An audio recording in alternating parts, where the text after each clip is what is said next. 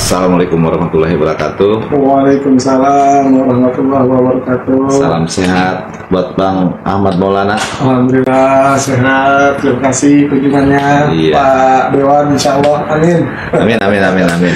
Jadi hari ini kebetulan pas ketemu, kita ngobrol-ngobrol lagi terkait waktu yang sebentar lagi, Bang Ahmad.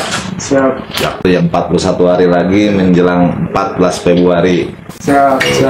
Dan kita ini berdua bagian dari sejarah 14 Februari 2024 nanti. Amin.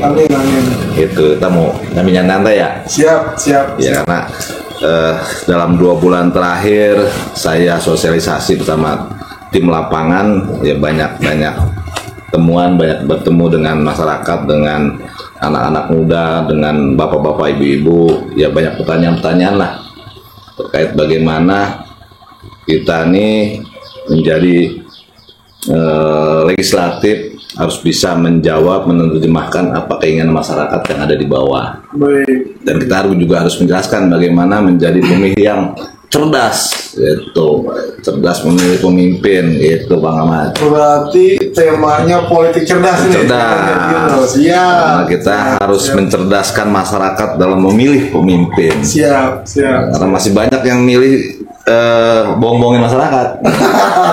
Gimana Bang Ahmad? Buatnya sesaat berarti. Iya, jadi hanya nyampe 14 Februari, kita bicara nanti sampai 2029. Itu masyarakat. Gimana? Kira-kira? Pertama-tama saya mengucapkan terima kasih juga atas kunjungannya Pak Dewan. Insya Allah. Amin. Ya, Pak Alo ini memang bagian dari perjuangan yang sudah kita tunggu-tunggu prosesnya. Lama ya? Wah, coba lumayan lama lah. Tahunan ya? Mulai dari bawah kita berjuang ya, mulai dari proses bahkan paling kecil dari RT RW sampai kelurahan, kecamatan, dan sekarang udah puncaknya ini kan. Mudah-mudahan Bang Aloy nanti ke depan bisa menjadi wakil kita. Amin. Cita-citanya kita nih, para penggerak yang memang sudah punya visi misi yang sama, yaitu membangun lingkungan di masyarakat, khususnya di wilayah kita, di wilayah Sukatani, di Kecamatan Tapos dan juga Cilodong. Betul. Dapil 5 nih katanya. Terima kasih. Nah, kaitannya sama tema yang tadi Bang Aloy sampaikan, yang kaitannya politik cerdas. Iya. Gitu kan. Ini sebelumnya saya mau tahu dulu nih, sampai sejauh mana persiapan Bang Aloy ini untuk menjadi calon anggota dewan. Kalau itu aja belum tahu bagaimana mau jadi dewan, begitu Bang. Mudah-mudahan sebagai ketua tim saya juga harus bisa memberikan pertanyaan yang agak sedikit detail ini Bang. Iya. Tes case dulu dikit nih. Oh iya dong, harus. Habis sama Iya. Yang pertama yang mau saya konfirmasikan itu mengenai suara pemilih di wilayah Depok. Berarti kan Bang Aloy kan maksudnya boleh kota Depok ini. Ada berapa Bang Aloy suara pemilih di kota Depok? Sebenarnya Depok nih kota yang cukup besar, penduduk banyak, tapi secara pemilih itu kita nggak lebih dari 1,4 ya, 1,3 sekian.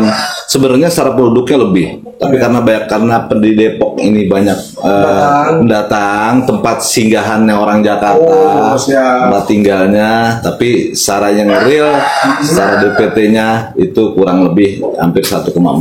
Berarti data pemilihnya itu sekitar 1,7 jiwa ya. Nah, Bang Aloy ini masuknya ke Dapil 5. Oh, Dapil 5. Dapil 5 itu Kecamatan Tapos dan Cilodong. Berarti Bang Aloy di Dapil 5, Tapos dan Cilodong. Berarti 2 tahap udah lewat nih. Udah. Selanjutnya, yang Bang Aloy ketahui dari kursi untuk anggota dewan di Depok itu ada berapa kursi yang tersedia? Yang direbutin ya? Yang direbutkan. Jadi kursi panasnya ada berapa? Kursi panas tuh di Depok tuh ada 50 kursi. 50 kursi. Ya, terbagi jadi beberapa dapil. Dan Tapos Cilodong ini menjadi dapil 5, dapil gemuk sebenarnya. Oh, dapil gemuk ya? Kalau 11 nih kita dapil gemuk ke sini. Berarti dapil gemuk ini berapa kursi yang direbutkan untuk dapil 5 ini Tapos Cilodong? Dari kecamatan yang ada di Tapos dan Cilodong itu ada 11 kursi yang direbutkan. 11 kursi ya? dari totalnya kurang lebih 18 partai yang partisipasinya di Kota Depok. Walaupun satu partai itu Partai Garuda tidak mengirimkan calegnya, ya, tapi ada sekitar 172 yang ikut kontestasi Dapil 5 Tapos Cilodong. Jadi pas nomor 1 partai 17 2. Iya, cocok. Jadi saya nggak sengaja juga itu ketemu kok 17 172. Oh, berarti partainya 17 nomornya nomor 2. Iya, mudah-mudahan kursinya juga cocok juga. Selanjutnya pertanyaan selanjutnya lagi nih. Ini agak lebih dalam lagi. Lebih detail lagi. Ya. Ini kan menyangkut dengan persiapan kita ini. Iya, betul. Gitu. Dari 18 partai politik, ya tadi Bang Aloy bilang ada 11 kursi yang diberikan untuk wilayah Dapil 5 ya Tapos Cilodong. Nah, ini dari 11 kursi ini Bang Aloy tahu nggak dari yang 2000 dari periode sebelumnya ada berapa banyak kursinya yang sudah diperebutkan? Oh iya. Misalkan dari partai-partai ini PKS berapa, Gerindra berapa, PDI berapa dan selanjutnya. Perlu saya tanyain dulu deh. Langsung aja nggak apa-apa. Siap. Dari 11 kursi itu PKS tahu berapa kursi? PKS ini kan salah satu partai terbesar yang ada di Dapil 5 dan kemarin dia suara tertinggi itu dia dapat 2 kursi. Oh, suara tertinggi cuma 2 kursi? 2 kursi. Kemudian untuk Gerindra tuh disusul Gerindra suaranya dia dapat juga sama 2 kursi juga. Tapi secara suaranya lebih tinggi partai PKS, tapi secara kursi tetap sama 2 kursi. PDI juga sama. Dia partai ketiga terbesar di sini di Depok, di Dapil 5 juga dia dapat 2 kursi juga. Golkar 1 kursi. Dia 1 kursi aman terus. Partai PKB alhamdulillah PKB ini berjuang lama, akhirnya kemarin 2019 dapat 1 kursi. PAN itu sama, PAN juga dapat 1 kursi. Nah, 1 kursi dia di Dapil 5. Untuk PSI ini lumayan beruntung. Kursi ke-11 itu kursi rebutan kemarin. Ada berapa yang suara yang mendekati dan akhirnya rekan kita Bang Oparis walaupun suara personalnya tidak sampai 1000 tapi dia bisa tembus untuk kursi ke-11, kursi terakhir. Ya, beliau juga rezeki nomplok kata Bang Opung. Kata Opung saya rezeki nomplok Bang Aloy. Kalau Tuhan menghendaki kun payakun. Iya, gitu. Ini baru 10 nih, satu lagi dari siapa nih? Itu dari Partai Demokrat. Oh, dari Demokrat. Ya, kebetulan beliau ini ketua RW.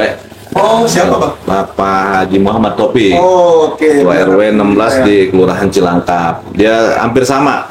Ininya sama saya mulainya dari lingkungan.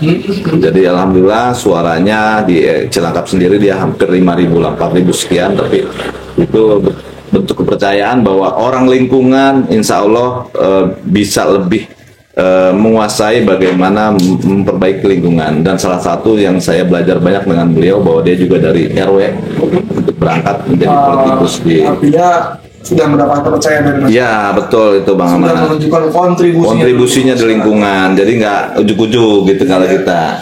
Berarti dari 11 kursi itu sudah tadi ya terisi. Ada 1, 2, 3, 4, 5, 6, 7, 8 partai. 8 partai yang mengisi 11 kursi. Pertanyaan saya begini, ini Bang Aloy kan hijau-hijau nih, sama jadi hijau-hijau nih. Karena ini nggak masuk ke dalam 11 kursi ini. Bagaimana motivasinya Bang Aloy? Inilah jadi tantangan buat saya. Ya tantangan buat saya. Kenapa saya memilih Partai Persatuan Pembangunan yang setelah Tapos memisahkan diri dari Kecamatan Cimanggis, belum ada satupun caleg dari Partai Persatuan yang sukses menduduki 11 kursi tersebut. Dari situ saya berangkatnya. Karena Pertiga adalah partai tua, partai yang bersejarah di Depok ini. Bagaimana dulu tokoh-tokoh ulama-ulama yang ada di Depok, khususnya di Tapos, khususnya di Cimanggis itu bisa berkembang. Tapi setelah memisahkan diri dari Cimanggis ini, kok tidak ada yang menjadi leader, bisa mengangkat suara P3. Itu motivasi saya Bang. Ini kenapa tadi saya mau tanya itu dulu Bang? Ya. Jujur, saya pun sebagai ketua tim ses yang melawan amanat, juga pengen tahu kesiapan sampai sejauh mana. Karena ini ada kaitannya dengan politik cerdas, dengan tema yang kita angkat pada perbincangan sore hari ini. Jadi memang dalam politik cerdas ini bukan hanya berkontribusi ataupun terkait dengan kepentingan pribadi. Iya, betul. Yang namanya politik itu pasti kepentingan. Semua. Tapi bagaimana caranya kepentingan pribadi itu juga dapat, kepentingan masyarakat itu juga lebih terpenuhi. Artinya bukan hanya untuk kepentingan masyarakat pribadi juga, tapi untuk masyarakat umat. Iya, betul. Jadi dari penjelasan yang Bang Ale sampaikan nih, saya ulangi lagi. Berarti total pemilih suaranya itu sekitar 1,4 juta. Iya, untuk Kota Depok. Kemudian kursi dewannya ada 50. Bang Ale ini masuk ke dapil 5. Iya, betul. Yang memperebutkan 11 kursi. Dengan isian tadi ya, partai-partai kebetulan Bang Ale belum masuk. Karena juga saya baru ikut tahun ini. Iya. Insya Allah. Kita nggak tahu apa masalahnya dulu partai dan nggak dapat kursi. Tapi dengan hadirnya kita Insya Allah Bang Ale ini merupakan politik cerdas. Iya, betul. Karena tadi yang sudah kita awali Bang Ale, pada prinsipnya menurut hemat saya nih ya, dalam berpolitik itu bukan hanya untuk kepentingan pribadi, tapi juga untuk kepentingan dan kemaslahatan umat dan juga masyarakat. Kebetulan kita ini ada dari partai Muslim dan ke partai Ka'bah ini, dan memang yang dibilang politik cerdas itu harus melihat potensi latar belakang dan juga kepentingan ke depan. Bukan cuma saat ini. Sangat bodoh kalau orang cuma sangat memilih hanya untuk kepentingan saat ini. Sesaat. Jangan cuma gara-gara beli 100.000, 50.000, minyak goreng 1 bungkus, kita nyeselnya sampai 5 tahun. Iya. Nah, ini saya mau nanya nanti itu tuh, karena ini yang pengalaman bidang hukumnya.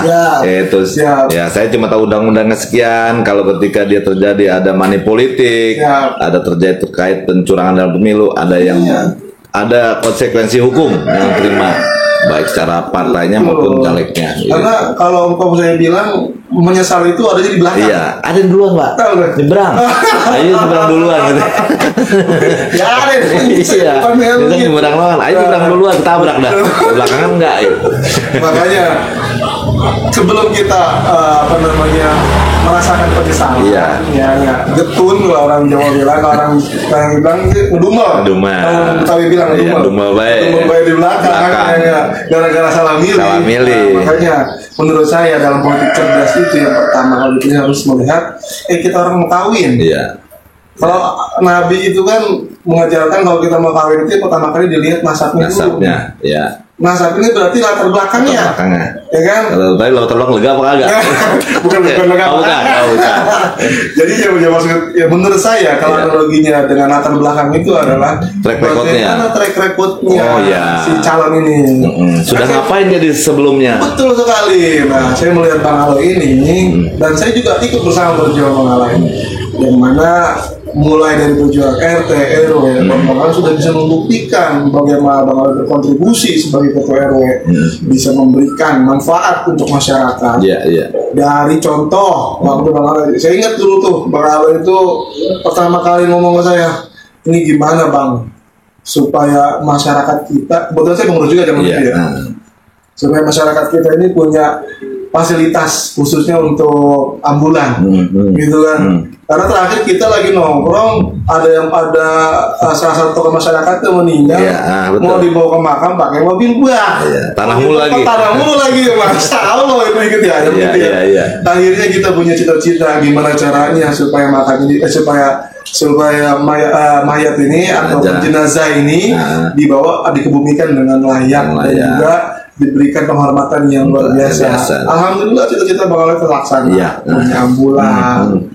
Ingat ya zaman kita perjuangan COVID, orang bilang begini, orang bilang begitu, susah mendapatkan bantuan. Alhamdulillah di masyarakat kita semua dapat bantuan. Sampai Pak Mohdar juga ngasih ya? Alhamdulillah, dan salah satu donatur kita dari Habib yang kebetulan beliau punya makam yang digunakan untuk COVID juga itu.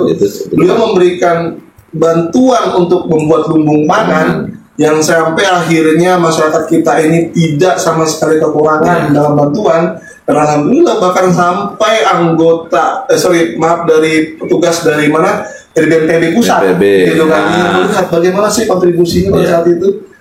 Kebetulan saya juga yang ditanyain gitu kan, karena pada saat itu banyak permasalahan hukum, Pak, menyalahgunakan kewenangan dengan cara salah memberikan. Nggak tepat sasaran. Nggak tepat sasaran, padahal bukan salah mereka juga. Karena datanya begitu kita adanya. hanya menyalurkan, kan gitu. RPLU hanya menyalurkan. Tapi kan yang tahu fakta di lapangan adalah masyarakat dan juga petugas di lingkungan. Dan pada saat itu, karena kita udah tahu masalahnya, kemudian kita bikin manajemen. Manajemennya dalam bentuk apa? Kita tanyain nih, pas sudah kita datangin rumahnya, ternyata rumahnya gedongan, begitu kalau saya bilang. Enggak kan gitu. Iya, alhamdulillah dia rela memberikan datanya dia yang tercatat atas nama yang tercatat sebagai penerima bantuan, diberikan. Kita alihkan kepada dengan persetujuan secara hukum, persetujuan kemudian kepada masyarakat yang membutuhkan. Alhamdulillah semua terkoordinir.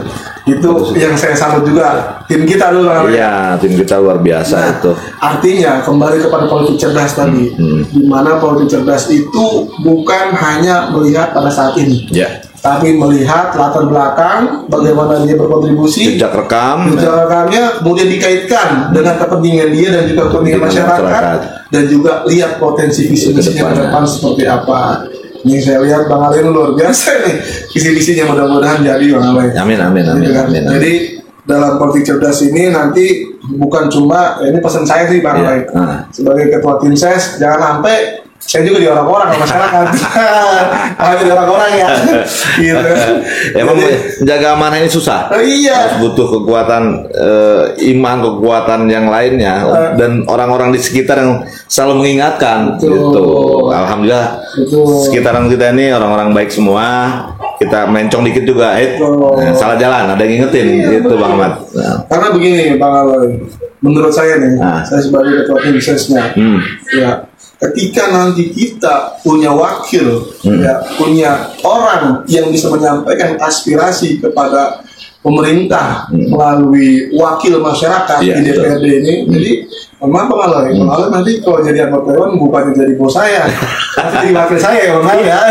Itu yang selama ini kebalik, Mas. Itu dia. Yang kebalik. Ya, kita yang diamanahkan untuk mewakili masyarakat seolah jadi bos. Gitu. Dan masyarakat juga nggak merasa. Betul. Jadi nggak merasa bahwa dia nih ente wakil aneh. Chemistry-nya nggak ada chemistry-nya gitu. Itu yang terjadi, dan insya Allah saya ingin membalikan itu, membalikan bahwa saya ini diamanahkan oleh masyarakat untuk menjembatani, untuk membawa aspirasi, untuk mengajukan menjadi undang-undang lah, atau menjadi nanti landasan hukumnya untuk melaksanakan kegiatan pembangunan di masyarakat. Jadi dewannya jangan datangnya reses doang ya. Insya Allah kita 5 tahun sekali berdatang. Iya, kita konsep. Makanya begini, artinya saya sebagai wakil masyarakat juga ingin mengedukasi kepada masyarakat nih, khususnya nih bagaimana kita berpolitik cerdas gitu kan. Yang pertama setelah kita melihat latar belakang tadi Bebet, Bibit, Bobot, dan juga bagaimana perjuangan dia dan kontribusi dia terhadap masyarakat, kita lihat juga visi misinya. Sehingga kenapa? Karena nanti pada saat beliau nanti menjadi wakil, gitu kan, wakil kita sebagai anggota dewan di masyarakat, dia akan menampung aspirasi kita, gitu. Dia akan menampung pendapat dan juga masukan kita yang dibutuhkan oleh masyarakat dan juga dibutuhkan oleh keluarga kita. Kalau nggak ada beliau nih, kalau nggak ada anggota dewan, mau siapa lagi menampung? Karena dalam proses menjalankan pemerintahan, salah satu yang paling poin penting adalah pada pelaksanaan sidang paripurna yang dilaksanakan oleh antara anggota dewan dan juga pemerintah kota, legislatif dan eksekutif. Nah, inilah antara legislatif dan juga eksekutif. Disitulah porsinya, disitulah pendapatnya, disitulah masukannya. Perjuangan dewan tuh. Pemerintah Kota Depok itu menyampaikan program kerjanya yang dimasukkan ke dalam RAPBD, gitu kan membutuhkan persetujuan legislatif tuh, dari legislatif, dari DPRD. Nah, tugasnya Bang Ala itu nanti insya Allah tugas anggota dewan yang menyampaikan bahwa ini pemerintah kota, Pak Wali Kota gitu kan. Anggaran sekarang Depok tuh rata-rata kalau nggak salah APBD-nya sekitar 4 triliun. Nah, ini anggarannya untuk tahun ini kebetulan saya dapat aspirasi dari masyarakat wilayah Sukatani, dari wilayah Tapos, wilayah Cilodong. Di sana katanya belum ada untuk pengadaan bedah rumah, sekolah atau bedah rumah. Dari bagaimana masyarakat bisa menyampaikan ini mengalami yang kedewan sehingga dimasukin ke dalam RAPBD, rencana anggaran pemanjaan daerah, yang tentunya harus dikaitkan dengan ada dasar hukumnya, begitu. Itu yang pertama. Yang kedua, ini kan saya tahu ya mungkin udah menjadi hasil juga nih bahwa anggota dewan ini kan punya dana aspirasi. Begitu. Seandainya pun belum terlaksana dari pemerintah kota Depok, maka kalau kita punya wakil, kalau kita punya orang yang bisa memberikan aspirasi melalui dana aspirasi tadi itu, paling tidak akan terlaksana. Lebih mudah lah. Betul, makanya berpolitik cerdas. Dengan apa? Dengan menunjuk orang yang udah berpotensi menjadi calon anggota dewan. Amin. Tapi kalau jadi bukan calon lagi, jadi anggota dewan. Kabul. Jangan cuma gara-gara minyak 1 kantong, duit 50.000. Besok giliran kita butuh bantuan, besok giliran susah dihubungin susah dihubungin kan begitu. Lihat aja sebelum terjadi. Kan itu realitanya. Iya, emang tuh pengalaman saya waktu jadi RT, jadi RW, ketika mau nyalek dari caleg datang sini sono sini minta suara, setelah jadi susah. Buat kan kita berkaca dari kegiatan masyarakat. Kalau saya jangan sampai si malakama. Iya. Lagi kegiatan masyarakat aja susah, gitu kan. Apalagi mau kontribusi buat lingkungan. Begitulah. Ini menjadi kenapa tadi yang saya bilang latar belakangnya harus dilihat dulu. Sampai jauh mana dia punya kontribusi untuk masyarakat. Begitu. Jadi artinya bukan hanya untuk kepentingan pribadi. Benar. Pribadi juga dapat, kan begitu. Secara personal. Nah, barangkali secara politik. Coba hal ini. Ada beberapa kawan saya pernah ada diskusi sama saya, Bang, anak saya punya prestasi, anak saya mohon maaf ya Bang, ya punya kapasitas jadi anak yang cerdas, begitu kan. Namun pada saat dia masuk sekolah ada kebagian kursi. Maaf ya, sekarang kan kursi ini kan ada jatah-jatahnya, begitu kan. Nah itu bagaimana nih kalau kita nggak punya wakil, paling tidak kan kita ada orang yang bisa kita perjuangkan, kita mintakan perjuangan untuk bisa menyampaikan aspirasinya. Itu salah satu kata kecil. Ya, itu pernah pengalaman saya waktu ada ini di luar sekolah, tapi karena beliau itu untuk MTQ itu untuk tingkat kota, ternyata Pak RW, ini anak saya besok mau lomba gini. Terus dari pihak ini berkasih ada buat ongkos makannya. Itu kadang-kadang sedih juga. Ini mengatas nama baik kelurahan wilayah kita, tapi kagak ada yang ngongkosin buat jalan aja gitu. Padahal ini kan suatu prestasi lingkungan, harusnya kita support. Karena ketika dia menjadi baik, yang tersebut kan nama lingkungannya, nama wilayahnya, gitu, pejabat wilayahnya. Yang wangi nggak bisa, Bang. Iya, itu yang salah satu pernah terjadi di kita. Malah datangnya kayak 6 ke saya. Gitu. Walaupun karena namanya udah wangi. Walaupun yang pesertanya itu dari RW 10 kalau nggak salah dan RW 12 dari masuk, tapi datang ke RW 6. Yaudah kita jalanin. Kita bantu bagaimana dia bisa ikut. Itu bagian yang tadi saya bilang bagian latar belakang. Iya. Belum jadi aja ente udah memikirkan kepentingan. Iya betul, karena kesian anak-anak kita yang prestasi gitu. Apa yang udah jadi jangan lupa. Biasanya kalau udah jadi nggak enak lupa lagi kan. Banyaknya begitu. Tapi alhamdulillah karena saya punya teman-teman yang baik yang selalu mengingatkan saya. Maksud saya. Gitu. Lupa. Beliau syaratnya menjadi ketua tim saya ini kan satu, saya harus istiqomah apa yang kita perjuangkan. Jangan sampai melenceng. Karena yang ngingetin langsung ketuanya. Betul. Yang salah nih, harus balik kanan. Nah, itu ya. Jadi saya ingat waktu pertama kali dulu saya berjuang sama beliau ini, saya diamanatin sama almarhum sama mantan lurah Sukatani. itu beliau Haji Jarkasi, ya beliau orang tua saya juga dan sangat peduli terhadap lingkungan. Beliau manggil saya, zaman itu saya masih sering keluar kota, masih sering kemana-mana gitu kan. Hampir sama lah sejarahnya sama saya. Beliau cuma bilang, ente bang, orang di mana-mana dibantuin. Ente lah berbuatlah untuk lingkungan gitu kan. Dan insya Allah dengan saya diberikan amanat sama Bang Alo ini untuk menjadi ketua tim sesnya, ini merupakan bakti saya, niat saya yang insya Allah ikhlas. Saya tujukan untuk membantu beliau agar menjadi wakil kita di DPRD Kota Depok nanti. Dan bukan berarti ketika beliau membantu kita, kemudian saya hanya melihat kepentingan saya, tidak. Justru karena saya tahu latar belakangnya, karena saya tahu bagaimana prosesnya sampai dengan titik ini, mudah-mudahan perjuangan beliau yang saya dukung dan juga masyarakat didukung juga oleh masyarakat wilayah Tapos dan juga Sukatani, khususnya untuk Dapil 5 wilayah Tapos dan Cilodong. Amin. Okay? Jangan lupa berpolitik cerdas, dan juga untuk kepentingan sendiri dan juga masyarakat. Nomor 2 ada. Jangan lupa pilih nomor 2 Bang Aloy. Partainya apa? Partai Pembangunan. Nomor 17. Nomor bajunya ada kan? Oh iya, ada insya Allah. Jadi begitu tema kita pada sore hari ini adalah politik cerdas. Politik cerdas. Ya, jadi jangan salah milih pemimpin. Betul sekali. Karena misalnya 5 tahun. Betul sekali. Politik cerdas itu bagaimana kita memanfaatkan suara kita yang akan bermanfaat buat kita pribadi, bermanfaat buat masyarakat, bermanfaat buat lingkungan.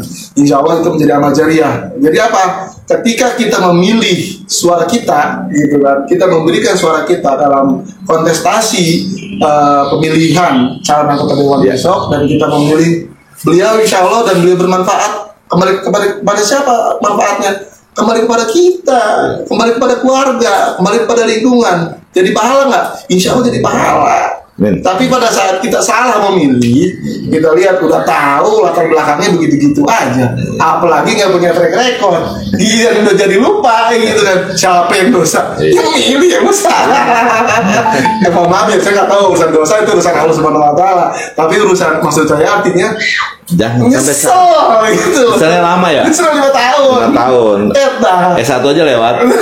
Ya, S2 aja nggak lulus. Iya, kelamaan. Jadi begitu Bang Aloy. Ya, berpolitik cerdas yang insya Allah kita lagi-lagi tujuan kita, niat kita insya Allah untuk kepentingan lingkungan. Sebelum selesai nih, kita ada banyak ngobrol, semua bahas. Nah, saya mau dengar kesimpulannya Bang Ahmad Maulana ini, apa sih politik cerdas itu? Gitu. Nah, baik. Jadi seperti yang udah kita sampaikan tadi, Bang Aloy juga udah sampaikan.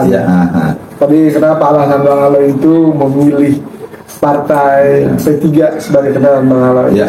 Menurut saya, Bang Aloy ini termasuk orang yang cerdas juga. Kenapa? Bisa melihat potensi dan juga bisa melihat peluang yang akan didapatkan dalam kontestasi pemilihan calon legislatif ini. Jadi kembali kepada tema kita, kembali kepada politik cerdas. Kesimpulannya menurut saya, politik cerdas itu selain melihat tadi latar belakang yang Bang Aloy bilang luas itu, gitu kan? Ya, dalam arti melihat kontribusinya, kontribusi dari para calon legislatif tersebut, juga harus melihat potensi.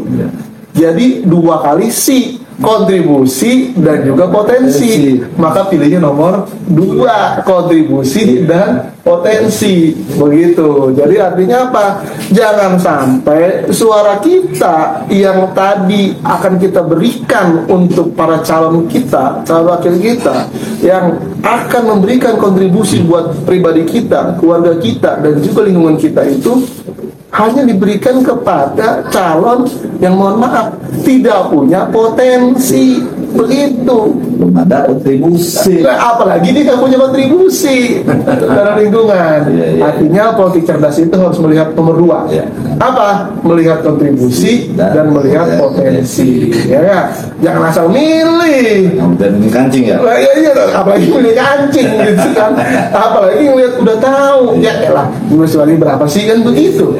Akhirnya apa? Ini menyesal 5 tahun tadi kita bilang. Panjang, kesalahannya panjang. Begitu. Dan sejarah nggak bisa dibalik lagi ya. Nah itu dia. Emangnya film-film kan itu bisa kembali lagi. Bisa nonton aja ulang lagi. Ulangannya bisa. Waktu itu akan berlalu kan begitu. Maka dari itu jangan salah pilih 2 manfaat untuk tema kita ini, politik cerdas. Pilihlah nomor 2. Pilihlah 2 pilihan. Apa? Pilih yang berkontribusi dan berpotensi. Siapa? Nomor 2 siapa? Bang Aloy. Oke? Jangan lupa di 2014 Bang Aloy tanggal berapa? Tanggal 14 Februari. Sorry, maaf, bukan 2014. 2024 maksudnya. Tapi tanggal 14 Februari. Yang kemana-mana. Siap. Datang. Pilih nomor berapa? Pilih nomor 2. Supaya apa? Supaya lingkungan lebih maju, punya potensi menang, berkontribusi buat lingkungan dan masyarakat. Betul. Intinya kalau kita mau berpolitik cerdas, pilih nomor 2 yang punya kontribusi dan juga punya potensi. Terima kasih Bang Ahmad. Terima kasih sama-sama Bang Aloy. Semoga sukses. Amin, amin. Selalu berkontribusi. Amin. Jangan lupa tanpa pamrih untuk berjuang untuk masyarakat. Seperti semangat sebelumnya. Selamat. Pilih nomor 2, berkontribusi dan berpotensi. Assalamualaikum warahmatullahi wabarakatuh. Waalaikumsalam warahmatullahi wabarakatuh.